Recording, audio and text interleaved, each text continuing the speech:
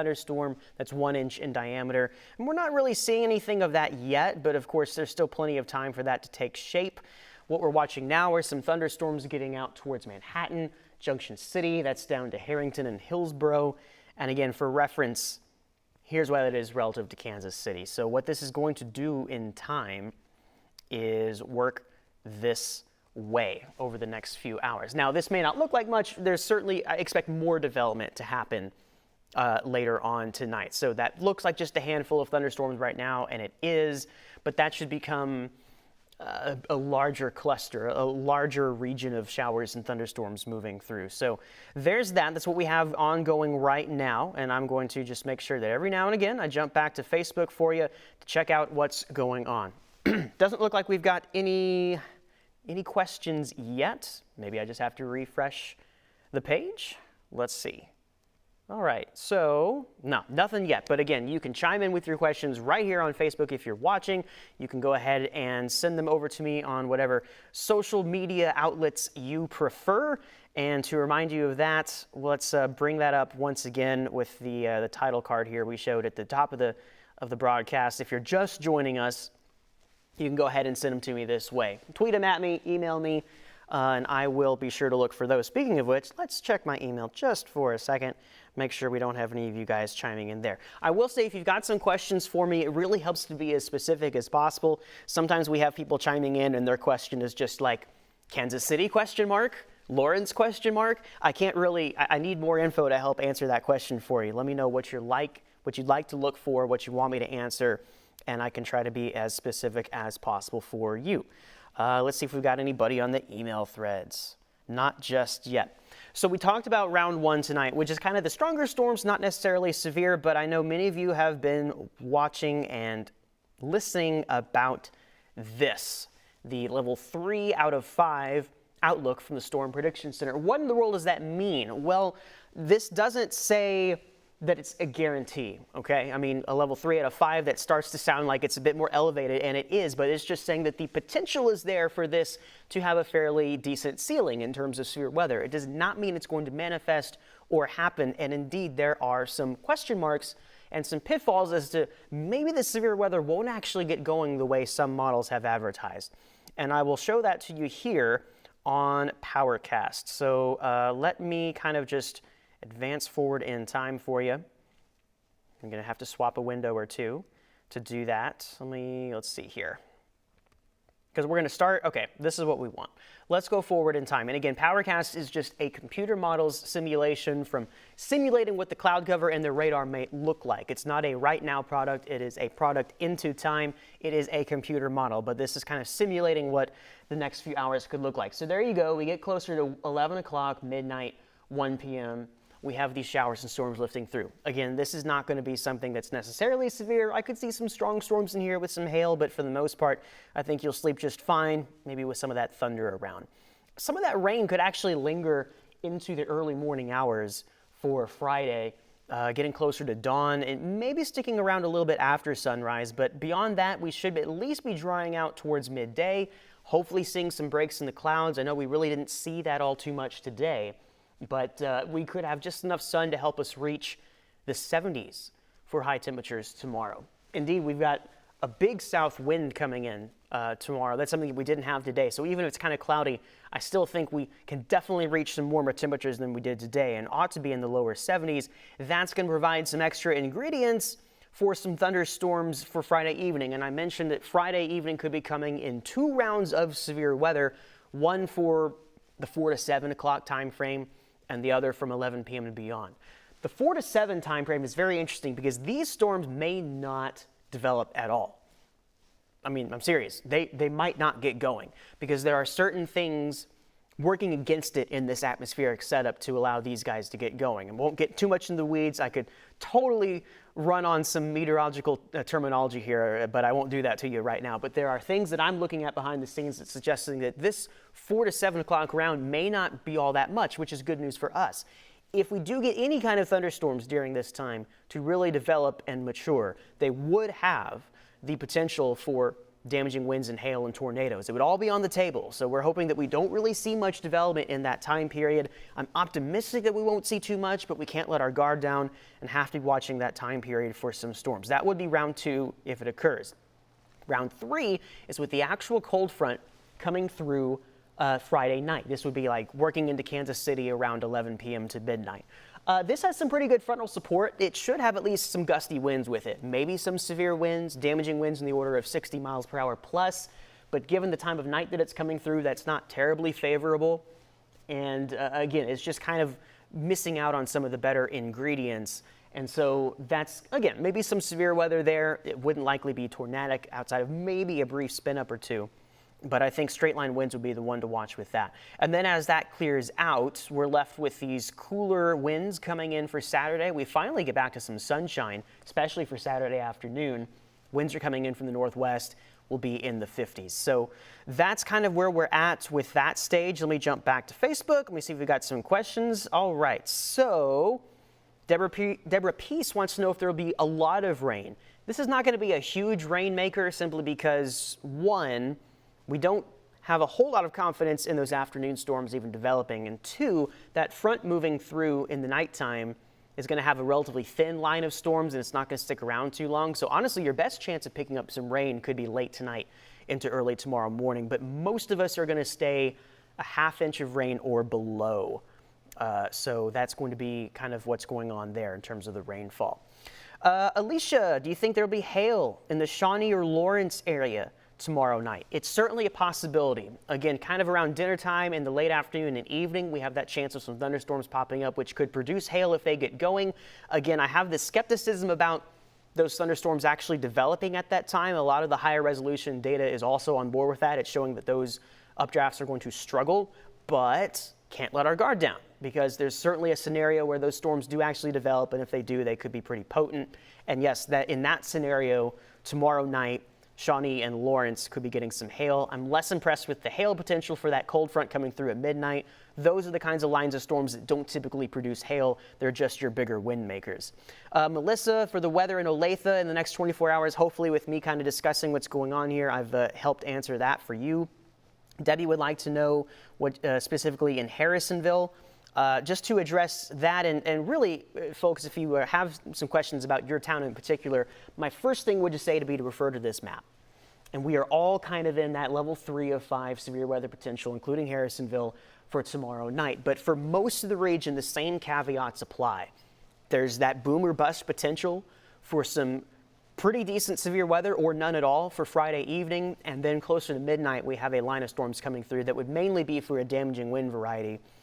And not necessarily tornadic. In fact, that line, if it's weak enough, may not even be severe at midnight. It might just be your 40 to 50 mile per hour winds. But this is to highlight the potential. It certainly is there. It's not a slam dunk. If we were really sold on the potential and it looked even worse, perhaps the Storm Prediction Center would raise that threat level. But for now, they're keeping it at a 3 because while there's some potential there, it is just potential at this stage. Jackie wants to know about the hail or damaging wind potential in Kansas City. And again, yeah, the idea is it is certainly possible for the Friday evening to Friday night time frame. However, again, the question marks exist of if we're going to get those storms to develop. If they do, how strong are they? And then finally, when we wrap it all up later Friday night with the cold front moving through at midnight, less of a hail kind of potential and more of straight line winds. But again, not to say that those are all going to be 60 mile per hour winds either. They could be more in the 40 to 50 mile per hour range. Darla wanted to know about St. Joseph. You could, Darla, if you could be a little bit more specific with what you're wanting to know, but hopefully I've answered that for you. And I do believe for now, let me refresh this. We've got 44 people watching on Facebook, perhaps more on the online stream, but I think those are all the comments I've had for the moment. But let's give it a little more and have some folks trickle on in. I will check my email as well because you can reach me that way. One thing I will do is, let's see here.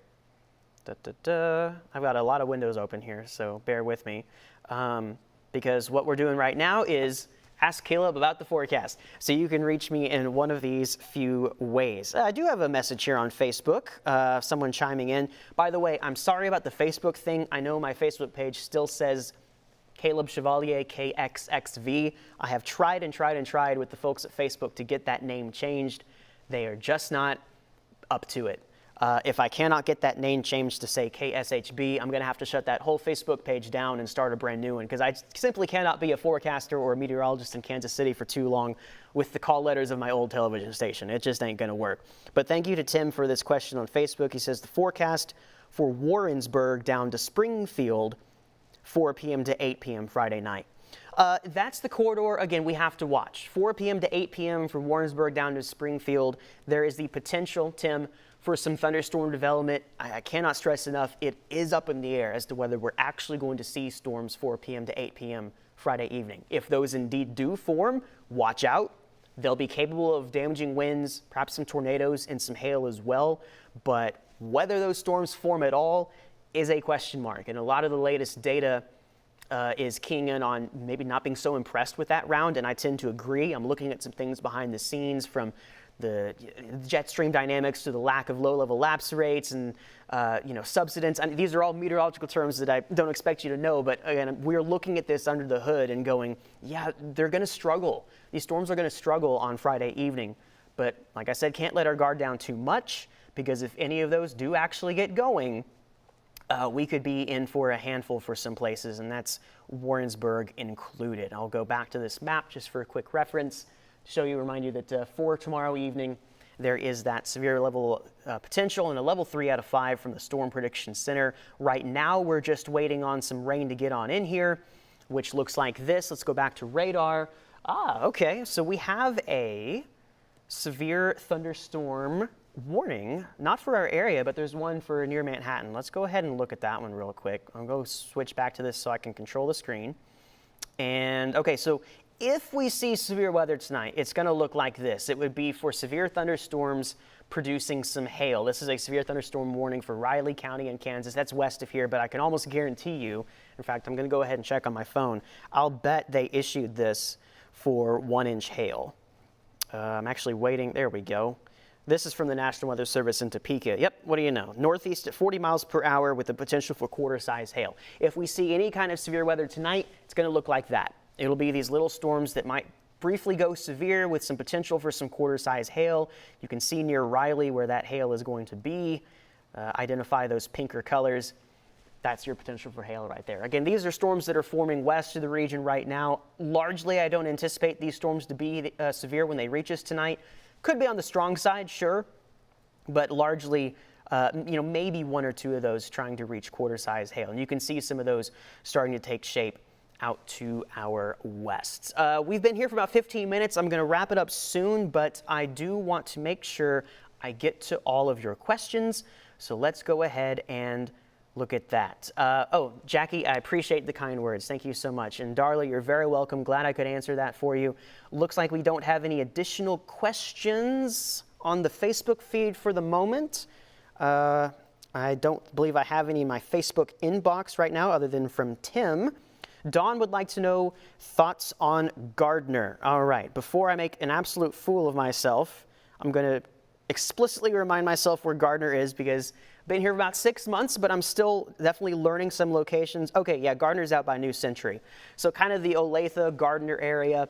I would say your expectations there tonight, we're going to have some showers and storms moving in, maybe some small hail, not going to be too much. Tomorrow, and I'll bring this graphic back up to kind of talk about the whole area, because I think this is not just specific for Gardner, but whole area. Tomorrow evening and tomorrow night, we're in that level 3 out of 5 risk for severe weather. That's not from us, that's from the Storm Prediction Center, the folks under the NOAA blanket in Norman, Oklahoma. And that is simply to highlight that if we get those storms going and rocking and rolling tomorrow evening, they could be rather severe. But the question is, do we get those to happen? So for Gardner, yeah, I'd watch the 4 to 7 to 4 to 8 p.m. time frame if there's thunderstorms in your neck of the woods, but there may not be. If they do come around, though, they're likely going to be on the strong to severe side. And then we get into Friday night with the cold front pushing through around 11 p.m. to midnight. That'll have a thin line of storms with it. It could be pretty gusty enough to prompt some severe thunderstorm warnings for some strong winds, 60-plus mile per hour winds, but not necessarily hail or tornadoes with that one. As I wrap it up real quick, Jackie has another question. Family in Tulsa how's the weather? They're actually contending with this same kind of severe weather potential that we are. I'm going to, let me see if I can open this up really quickly for you. And let me see if I can actually back this up. And by that, I mean, can I remove this map? I might not be able to. Okay, I was going to try to zoom out on this. This level 3 risk actually does take into account parts of Tulsa, Oklahoma, and parts of Oklahoma on Friday as well. They're seeing very much the same potential we are. In fact, I would say the tornado threat is probably a little bit higher down there as opposed to up here. So I would just give your friends and family down in Tulsa that particular heads up. I'll take this one last question and we'll wrap it up for key thoughts on the overnight storms tomorrow and afternoon. Well, yeah, like I said, afternoon, up in the air. You know, will we see those storms around the evening? If we were, they would be on the severe side, but let me take you back to Powercast to help answer Keith's question. Again, this is a computer model of what the future may look like. This is a simulation of what the radar and the satellite picture might look like. There's your thunderstorms coming through this evening. And then we go into tomorrow at 6 p.m. and I rather agree with what this is showing. See how it's just little bits of green, but nothing strong, nothing developing here. I do think we're going to struggle to get that storm development going for tomorrow evening, but let's watch out, because if we do get even just 1 or 2 thunderstorms going, those have the potential to tap into some fierce dynamics and get that severe weather going. Then we get to that thin cold front line of storms coming through later on. And I would say for that one, more concerned with damaging straight line winds. It may not even be damaging winds. We may be keeping those winds under 60 miles per hour, but I would primarily be looking at straight line winds with that particular scenario. So thank you all so much. We're at 8:19. I do believe I've got all the questions out of the way. Thanks for joining us here on Ask Caleb about the forecast. We're going to do more of this kind of stuff when we have bigger events in the future. You can tune in on events like this and we'll give you answers to your questions. And for now, of course, we'll see you back here at 10 o'clock tonight. I'll have the very latest, and Jeff Penner will get you up to speed on the morning forecast as well when he's in here for tomorrow morning. Thanks so much for joining. Catch you at 10 o'clock.